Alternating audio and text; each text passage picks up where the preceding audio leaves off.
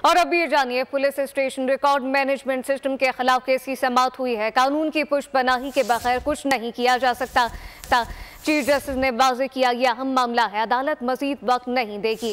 इस निज़ाम पर कितना पैसा लगा, आगाह किया जाए। तफसीलात क्या हैं, अब्दुल रहमान से जानते हैं। जी अब्दुल रहमान, आगाह कीजिएगा।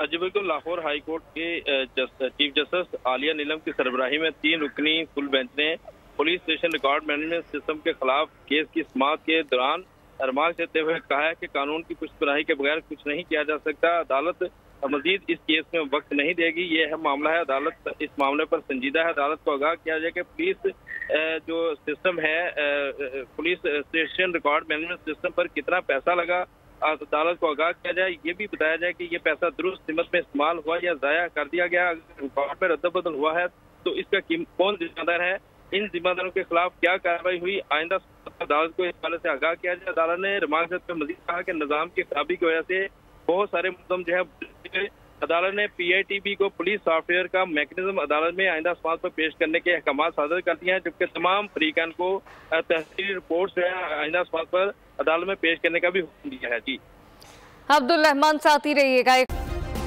सब्सक्राइब करें और बेल दबाएं ताकि कोई खबर रह न जाए।